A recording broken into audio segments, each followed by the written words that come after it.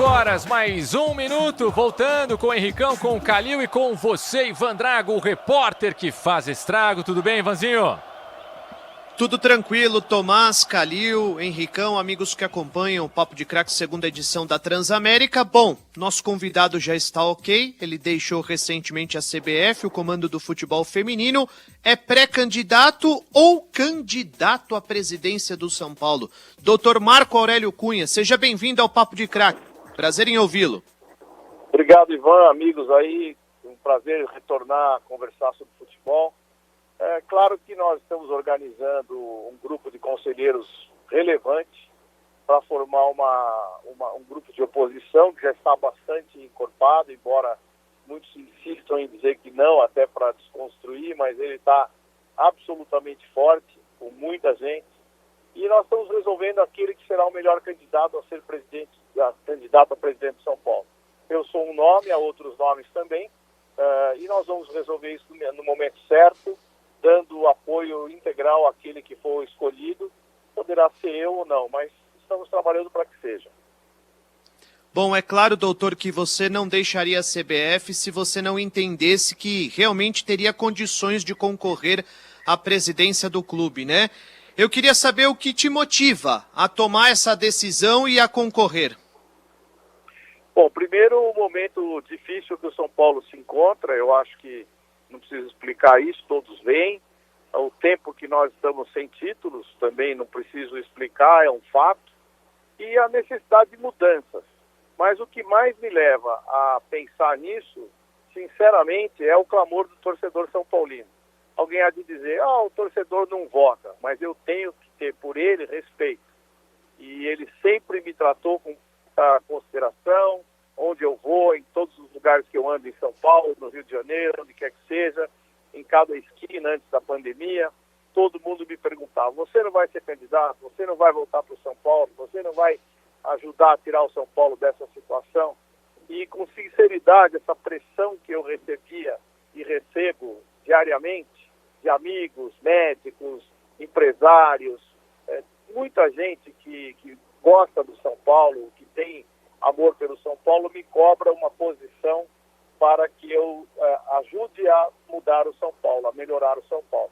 Então eu acho que esse clamor de pessoas são paulinas de verdade, gente que tem interesse em ver o São Paulo melhor, que ama o São Paulo de forma gratuita, que me pediu, e eu acho que eu devo essa satisfação ao torcedor de São Paulo. Eu não poderia não tentar.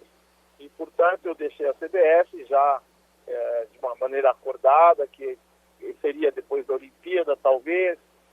A Olimpíada ficou para o ano que vem.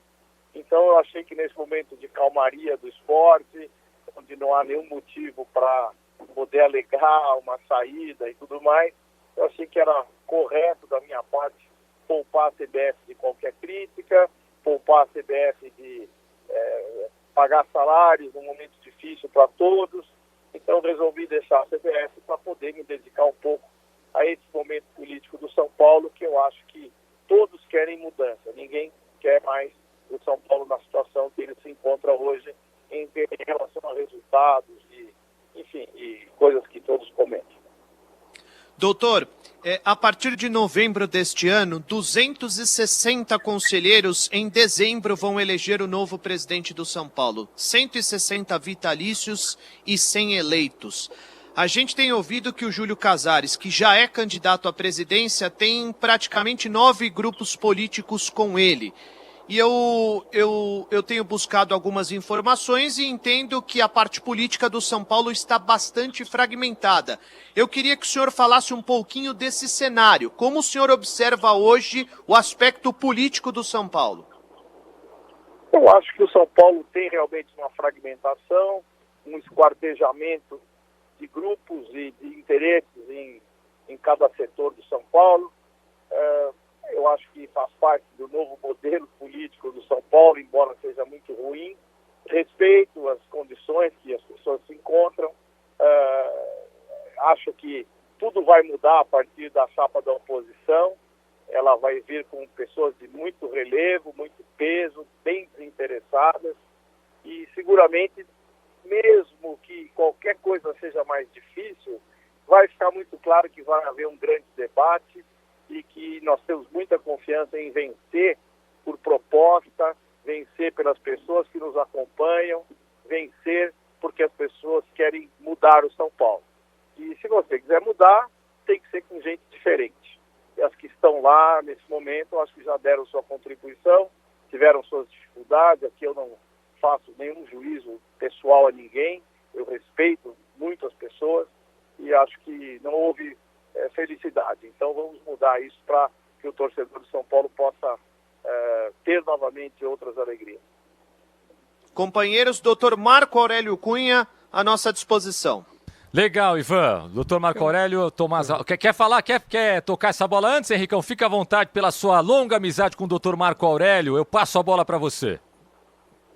Não, só para não perder essa linha do Ivan e também a resposta obtida pelo Ivan do Dr. Marco Aurélio Cunha, a curiosidade do jornalista se refere a alguns nomes. O Dr. Marco Aurélio já não poderia citar alguns nomes que encabeçariam essa oposição que vai ainda definir o seu candidato, de acordo com o que ele disse? Eu acho que um pouco muda falar de nomes, até porque as pessoas que nos ouvem, não conhecem os conselheiros do São Paulo.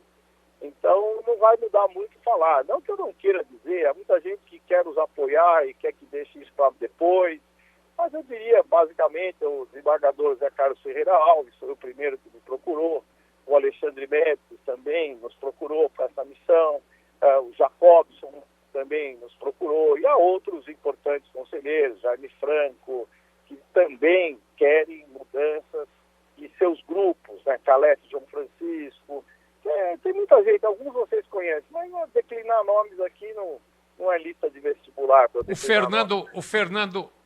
O Fernando Casal de Rey, por exemplo, e o seu genro estariam no seu grupo? Eu diria que eu estou no grupo de todos eles. Eu seria muito pretensioso se eu falasse o meu grupo. Nós somos um grupo de muita gente, pessoas dissidentes da situação, pessoas que ficaram descontentes com a forma como o São Paulo vem se conduzindo, e as pessoas de uma oposição mais antiga do São Paulo. Então essas pessoas estão sim nesse projeto, organizando, trocando ideias e pensando no São Paulo o tempo todo. São pessoas relevantes que estarão nesses grupos ou nessa força de oposição que virá. Doutor Marco Aurélio, Tomás Rafael, é um prazer falar com você. Eu queria saber o seguinte, o senhor está batendo na tecla toda hora da força da oposição, e claro, hoje vocês fazem oposição a essa administração do São Paulo. Eu queria saber se, na sua avaliação, o candidato Júlio Casares não faz parte da oposição, e se o trabalho do Leco e também do Carlos Miguel Aidar, os últimos presidentes do São Paulo, os últimos anos também do saudoso Juvenal Juvencio, essa soma aí desses últimos trabalhos dos últimos 6, 8 anos, se foram uma completa catástrofe, ou o próximo presidente do São Paulo vai ter aí alguma coisinha para aproveitar dessas últimas administrações, Marco Aurélio? Eu acho que nada é tão ruim que seja catástrofe, e sempre há algo que se aproveitar, embora isso não seja compactuar com muita coisa que poderia ter sido melhor. Eu sou uma pessoa que jamais eu vou começar a destruir reputações. Não faz parte do meu feitio destruir reputações. Eu acho que eu tenho que pensar no São Paulo pós esse período. O Juvenal teve ciclos brilhantes, e um final onde ele apoiou um candidato, que depois tivemos problemas, que tem um passado também respeitoso no São Paulo em 84, 85, 86, 87, foi muitas vezes campeão, e depois problemas de ordem pessoal talvez o fizeram mudar os rumos do seu raciocínio. Não adianta falar, chorar o leite derramado e ficar falando mal de gestões que não foram felizes, que não tiveram boa performance. Tem muita coisa para falar, para melhorar, do que para ficar falando mal. Eu sou oposição, obviamente, mas eu trato disso internamente, eu trato disso propondo algo melhor para o São Paulo e não discorrendo sobre fracassos. E na sua avaliação, o Júlio Casares é situação ou oposição? Eu acho que ele pode responder isso. Quem sou eu para responder por ele? Ele está lá há 10 anos. Eu não, eu saí faz 10 anos. Muito bem, tá certo. Estamos ouvindo o Dr. Marco Aurélio Cunha, uma das figuras mais importantes da história recente do São Paulo Futebol Clube e muito provavelmente futuro candidato à presidência do São Paulo. O Dr. Marco Aurélio ainda não confirma, diz que há outros nomes sendo cogitados, mas é claro, eu não sou o Dr. Marco Aurélio, posso falar, né? Se ele falar pode soar um pouco arrogante, mas eu posso falar. Claro, 99% de chance dele ser o cara, ou seja, a figura escolhida por esse grupo forte aí da oposição para brigar provavelmente com o Júlio Casares pela presidência do São Paulo. José Calil, doutor Marco Aurélio Cunha com a gente. É um prazer falar com o doutor Marco Aurélio, aliás, muita gente está tratando como novidade, né, o fato do doutor Marco Aurélio ser candidato à presidência do São Paulo, e eu entrevistei aqui na Transamérica o doutor Marco Aurélio, acho que no final de março, quando ele chegou da França com uma delegação da seleção feminina que fez lá um torneio, e ele já naquela oportunidade, pelo menos para mim, ficou claro que ele estava inserido no processo político do São Paulo e seria um homem importante nesse processo político. Não sei se candidato à presidência diretamente, mas que ele seria um player, como dizem hoje, né, Tomás? Você que gosta desses anglicismos, um player importante na política do São Paulo. Agora, a pergunta que eu ia fazer era exatamente a que você fez, porque a impressão que fica é que nós vamos ter, então, uma eleição oposição contra oposição, porque o Júlio Casares, em momento nenhum, fala que ele é o candidato do presidente Leco. Ele não fala. Mas como você já fez essa pergunta, eu vou fazer outra, doutor. Em relação aos ídolos do São Paulo, né? Nós temos hoje uma relação muito difícil da torcida, da própria política do São Paulo com o Raí, que está lá. O Muricy saiu do São Paulo atritado claramente com esse grupo que está lá. O mesmo aconteceu com o Rogério Ceni. Então eu lhe pergunto, numa eventual gestão sua no futuro, como será a relação com esses ídolos? Sempre respeitosa e agradável. Acho que quem vestiu a camisa do São Paulo com a qualidade, com os títulos que essas pessoas nos deram, você tem que sempre trabalhar ao lado deles de uma forma muito respeitosa. Isso não significa que todos terão espaço na política do São Paulo e todos serão dirigentes executivos, mas obviamente são pessoas que estão inseridas na história e não podem ser manchadas por um momento talvez de dificuldade, de aprendizado ou de crise econômica ou ausência de títulos que vem em acúmulo e cada vez mais isso carrega o próximo desse tipo de pressão. Então a minha relação com eles é sempre. Fui médico de todos esses caras, cuidei de todos eles, eles vêm na minha casa, não são retidão, todos vêm.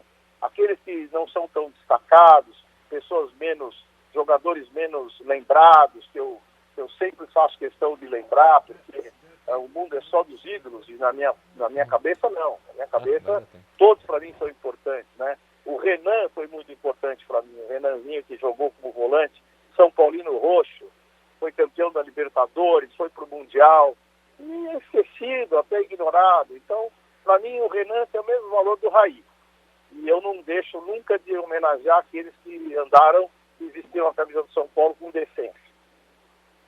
Ivan Drago, tenho mais uma colocação, mais uma pergunta para o doutor Marco Aurélio, o Calil também, se o Henricão tiver. Então já vou fazer uma aqui, até um destaque aqui fora do ar do Calil. O São Paulo tem o que a gente chama muitas vezes de eleições indiretas, né? O voto é do conselheiro, doutor Marco Aurélio Cunha, e muita gente projeta uma eleição equilibrada, caso o senhor seja mesmo candidato e rivalize com o Júlio Casares. Agora, pela sua força midiática, digamos assim, o carinho que a torcida do São Paulo tem pelo senhor. A gente começou a entrevista, já chegam várias mensagens aqui pelo WhatsApp, os torcedores são paulinos, vários manifestando apoio, outros fazendo perguntas para o senhor, mas enfim, o senhor é muito forte nesse aspecto, né? Até pelas provocações, às vezes, contra os adversários. Espero que, se o senhor virar presidente, continue fazendo essas brincadeiras, porque eu acho isso muito importante para o futebol. Mas, enfim, por essa força midiática, o senhor acha que, se as eleições fossem diretas, se o sócio votasse, a sua vitória seria muito mais fácil, doutor Marco Aurélio? Eu não teria nenhuma dúvida disso, nenhuma dúvida. E aqui não cabe nenhuma pretensão. Faça aí uma pesquisa para ver. Uma coisa me deixa muito tranquilo, né? Eu estou fazendo essa proposição, deixei a CBF, estou pensando no São Paulo, porque muitas vezes o torcedor me cobrou e até me acusou: você está na CBF, você largou o São Paulo, você não liga para o São Paulo, você está pensando no teu salário, né? Enfim, essas coisas que se fala, tem direito de falar, não é verdade, mas o torcedor pensa como torcedor. E a resposta que eu posso dar para todos eles é isso: deixei, estou absolutamente livre para falar, para organizar, para pensar o São Paulo para essas eleições. E seguramente o São Paulo não tem proprietário. O São Paulo não é de ninguém. O São Paulo é do seu torcedor, dos seus sócios e, obviamente, os seus conselheiros representados pelos sócios. Então não tem nada que leva fácil lá. E as pessoas têm que aprender a respeitar o desejo da torcida do São Paulo. A torcida do São Paulo tem relevância sim. Tem relevância sim.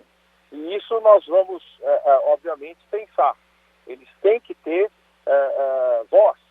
E a voz que eles têm é a voz que será levada, eventualmente, na eleição. Pode não acontecer nada e não influir na eleição. Pode, eventualmente pode. Mas o torcedor vai lembrar que quem tentou fui eu. Doutor, para encerrar da minha parte, o São Paulo mudou seu estatuto alguns anos atrás, né? E hoje o presidente é remunerado. E existem outros cargos também remunerados na gestão do clube, os executivos todos são remunerados. Evidentemente que, para o preenchimento desses cargos, o ideal, como o próprio Dr. Marco Aurélio é um técnico, né? Ele é um médico, ele é um técnico, ele é uma pessoa da área técnica, seria o ideal que nós tivéssemos sempre o preenchimento técnico por meritocracia.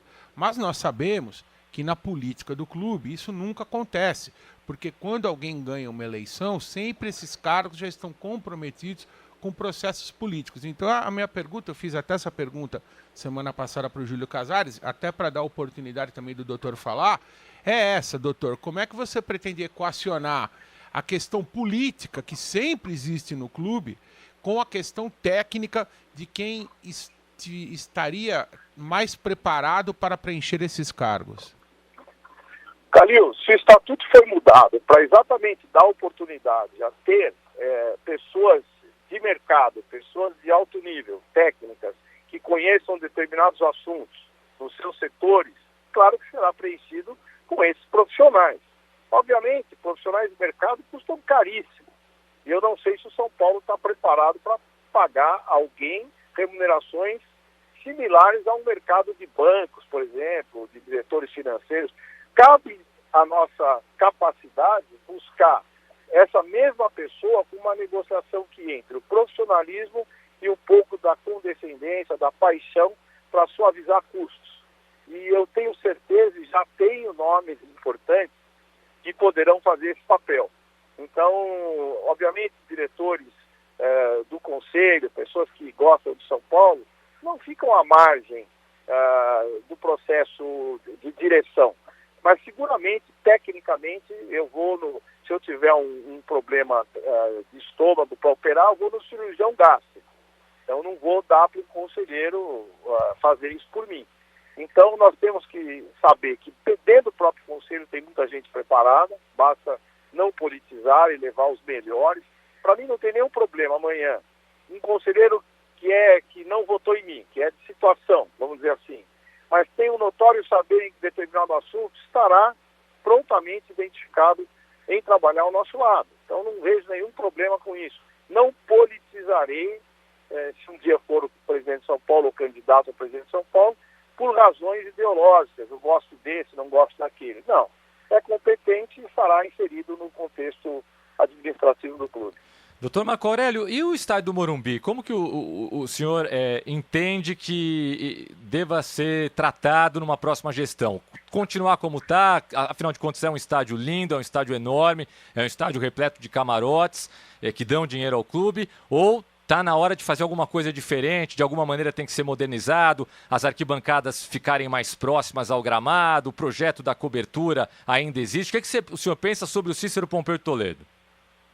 Acho que o Morumbi é um magnífico estádio, brilhante arquitetura do Vila Nova Artigas, que era realmente um sujeito extraordinário na visão que ele tinha. O Morumbi, por exemplo, se comunica todo em seus anéis, né? Você não tem nenhuma interrupção para você andar no Morumbi inteiro, na sua área interna circular.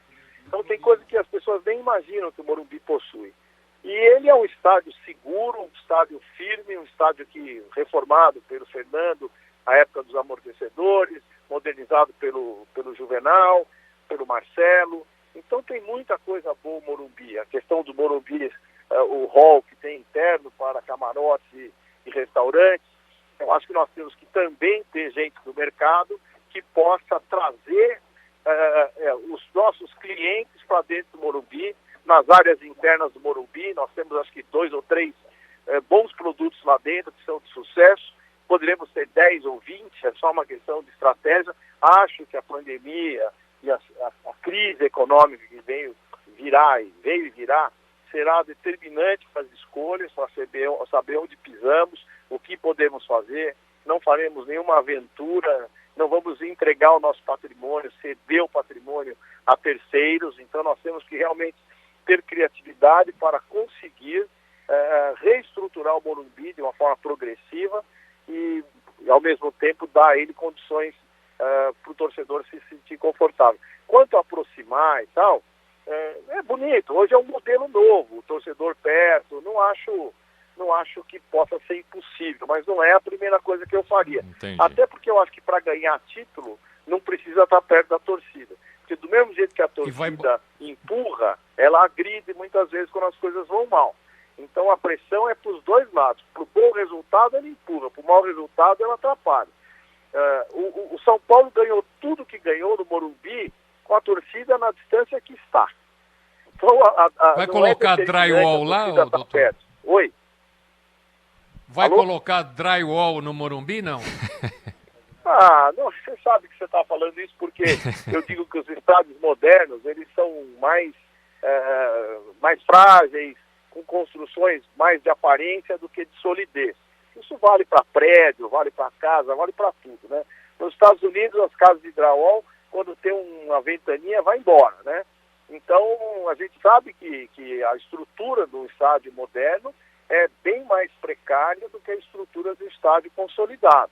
Mas isso o tempo vai dizer. Eu não vou estar vivo para ver o que vai acontecer com as arenas modernas, mas acho que a manutenção e o custo interno dessas instalações que são muito mais bonitas, mas ao mesmo tempo são menos duradouras, isso nós vamos assistir.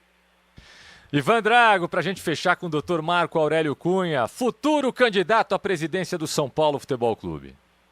Me permita mais alguns questionamentos, doutor. É o seguinte, eu sei que no departamento de futebol hoje existem, obviamente, pessoas que merecem respeito e eu tenho certeza que o senhor os respeita bastante, mas eu queria que o senhor nos passasse a sua visão sobre o departamento de futebol do São Paulo. Olha, como é que eu vou falar sobre o departamento de futebol de São Paulo? Eu acho muito ruim que as pessoas critiquem coisas estando do lado de fora, né? Eu não estou dentro do departamento de futebol para poder julgá-lo. Se a gente for analisar por resultados, é ruim. Se a gente for analisar por esse ano, com o Fernando Diniz e um time bastante consistente, é bom. Se a gente analisar ao longo de 10 anos, é ruim, né? Então, houve alguns momentos bons e uns momentos bem difíceis. Então, não acho que seja o departamento de futebol, porque é um organismo complexo, tem personagens excepcionais lá no São Paulo. Ao mesmo tempo, as mudanças crônicas de comissões técnicas levam a jogadores que têm diferentes preparações físicas, leva mais lesões, porque cada um tem uma metodologia. Você contrata um time que toca a bola, daqui a pouco sai o técnico, toca a bola, contrata um técnico que é defensivo, aí você manda embora todo mundo que toca a bola e põe todo mundo que sabe defender. Isso que gera uma grande perda de dinheiro, de inteligência, de continuidade. Então o departamento de futebol ele tem que ter continuidade. Eu costumo dizer que para perder eu pago barato, para ganhar eu posso pagar caro. Agora, pagar caro e perder não dá certo. Perfeito. Para encerrar, doutor, eu vou sair um pouquinho do assunto São Paulo Futebol Clube. Se é que o senhor pode nos ajudar com relação a isso, né? Porque o senhor estava na CBF, embora comandando o futebol feminino, obviamente que o senhor conversava com as pessoas. O senhor pode nos ajudar com relação ao futuro do futebol no Brasil depois dessa paralisação, sobre o calendário, as competições que ainda vão ser realizadas no Brasil? Olha, tudo que acontece em relação a calendário depende basicamente das instruções dos departamentos de saúde, de município, estado e federação e dessas condutas de governantes. Eu não posso fazer jogo se não tem ônibus, eu não posso fazer jogo se não tem avião, eu não posso fazer jogo se o governador impede o estádio de abrir. Então nós temos aí umas inter-relações que são muito difíceis de você poder fazer um prognóstico do que virá. Eu costumo muito dizer que jogadores têm que treinar. E não é nenhuma loucura dizer que tem que treinar a pandemia. Então nós vamos ficar escondidos ad eterno, ou seja, pro resto da vida nós vamos ficar intocados dentro de casa porque a gente não pode pegar o vírus. Os jogadores são saudáveis, são jovens, eles se pegarem eventualmente o coronavírus ficarão de quarentena, serão tratados de forma absolutamente convencional. Espero que nenhum deles, jovens, tenha problema maior de saúde, mas o elemento-chave do atleta, seja de futebol, da piscina, do atletismo, do vôlei, é dar continuidade atlética ao seu corpo. Ao seu corpo. Um campo de futebol tem 10 mil metros quadrados, ou 7 mil metros quadrados, é muito grande. Você tem 30 jogadores. O CT do São Paulo, por exemplo, que é um privilegiado, como é o Corinthians, o Palmeiras, o Santos, nós temos lá 3, 4 campos para treinar. Se você fizer trabalhos técnicos, porque sempre se criticou que o jogador não tem fundamento, não dá tempo de treinar fundamento, rapaz que o treinador não treina fundamento, nós tivemos aí 3 meses para treinar fundamento. Claro que no começo, com toda a precaução e tudo mais. A parte física é fundamental, o jogador tem que ter potência, velocidade. Eu já vi estudos feitos agora, recentes da Bundesliga, onde mostra que o jogador está longe da forma atlética, que houve várias lesões, que o jogo está menos corrido, naquela coisa de 12, 13, 14 quilômetros por partida, o jogador correr, baixou bastante. É absolutamente natural, ele estava fora do plano de treinamento. Agora, o que custa você colocar, vamos falar do São Paulo, põe o Daniel Alves lá, a barreira, o goleiro, ele vai chutar sem falta. Você pega os laterais e vão cruzar para o zagueiro tirar, para o atacante cabecear. Rolar para trás, o cara vir e bater. Não tem contato, não tem nenhuma dificuldade de fazer isso tecnicamente. O nadador tem que estar na piscina. Você vai deixar o cara sentado no sofá, um nadador de medalha olímpica, que tem índices de recordes, ele vai ficar sentado no sofá ou ele vai ter que nadar? Ele tem que nadar. Agora, é só você programar isso de forma absolutamente responsável. Então, o atleta tem que treinar. A gente não pode começar o futebol sem ter um treinamento, ainda mais depois de 3 meses. Claro que ninguém ficou totalmente parado, mas alguns poderão ter ficado. Os mais negligentes, os que não sabem bem o que vão fazer da vida. Enfim, você tem que dar o start de treinamento para esse povo, de todos os times.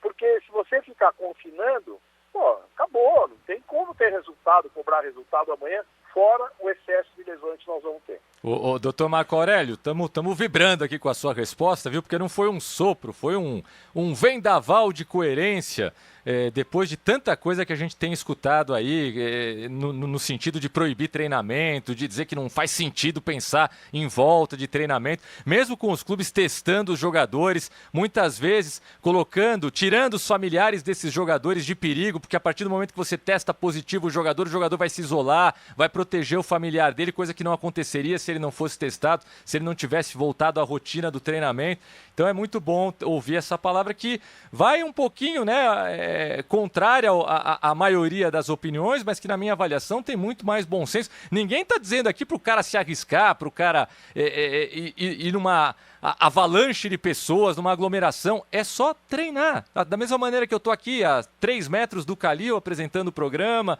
que a menina no supermercado está vendendo com toda a segurança, com responsabilidade, separada por um vidro do consumidor, com a máscara, com álcool gel ali do lado.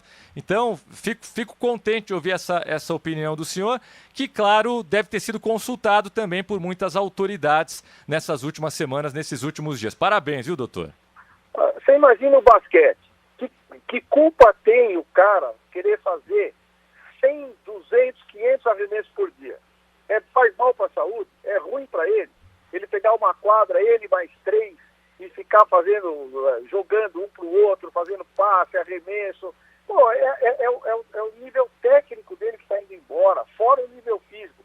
O que custa você pegar jogadores, formar em grupos de 5, 6 e fazer velocidade, fazer resistência, fazer o trabalho que a gente costuma em campo de...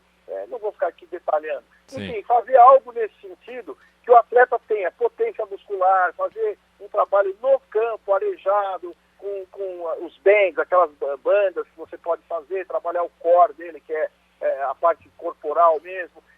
Qual é o problema? Não é quando você chegar para um sujeito, nós estamos com um problema aí de uma epidemia. Você não pode mais tomar o seu remédio que você tem que tomar todo dia. Bom, então ele precisa tomar o remédio. O cara que, por exemplo, vamos entender, o sujeito que teve um infarto, teve uma situação coronariana, o que você recomenda para esse paciente na fase pós-infarto? Você precisa caminhar, você precisa fazer exercício.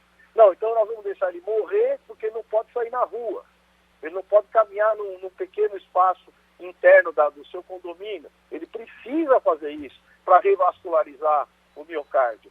Então tem muita coisa que as pessoas não estão entendendo, que nem tudo é Covid na vida. Tem sujeito que está indo a psiquiatra porque não sabe mais como vai fazer para ficar dentro de casa. E a gente tem que começar a entender que é preciso retornar, sim, de forma responsável às atividades. Eu não estou nem falando de economia e comércio. Estou falando de mente e corpo. Perfeito. Agora, doutor, evidentemente que pelo número de casos e mortes, as autoridades de saúde não vão autorizar nada, né, nesse momento. À medida em que as coisas não acontecem por questões óbvias, o senhor entende que alguma competição corre risco de não acontecer nessa temporada 2020? Como eu disse, depende muito da interpretação que as autoridades vão ter. Né? Há na CBF a certeza, aspas, certeza, né? A certeza de querer, essa afirmação, que haja que as competições do Campeonato Brasileiro, feminino, masculino, prossigam, que eles existam. Então, nós estamos pensando em falar nisso em julho, agosto, para que possa fazer o campeonato da forma como sempre foi. Vai ter acúmulo de datas? Vai. Vai ser mais difícil? Vai. Mas eu tenho certeza que se o governo ajudar um pouco, interpretando melhor, porque, vamos entender, aumentou o número de mortes. Eu lamento também, imagina, eu tenho mãe de 88, 89 anos. Eu testei agora 2 dias o Covid para poder dar assistência a ela sem risco. Então, estou negativo, felizmente, né? Agora, como é que vai fazer? Nada mais vai andar. Lamentavelmente, pessoas serão contaminadas. Lamentavelmente, uma proporção pequena, mas é 100% na casa de cada um, vão morrer, né? A gente não deseja isso, mas graças a Deus, cada dia mais, tecnicamente, os hospitais aprendem a lidar com a doença, os medicamentos testados são mais ou menos eficientes, já é um progresso por experiências de outros países, China, Espanha, Itália, Estados Unidos. Agora, não tem jeito, isso todo mundo vai ter que passar perto do vírus. Senão nós vamos ficar que nem aquele japonês que acabou a guerra, e ele ficou 10 anos intocado ou mais, com medo da guerra. A guerra já tinha acabado, ele ficou 10 anos escondido. Então, será que é isso que a gente vai fazer? Será que esse é o procedimento para eventualmente poupar vidas, se não temos certeza se serão poupadas pelo que nós criamos, do ponto de vista econômico, social, violência, suicídio, falta de companhia? Isso também é relevante. Isso é muito relevante. As pessoas têm que pensar nos outros doentes que precisam ir para o hospital e estão com medo de ir para o hospital, das pessoas que não fazem exames, das grávidas. Só tem Covid no mundo?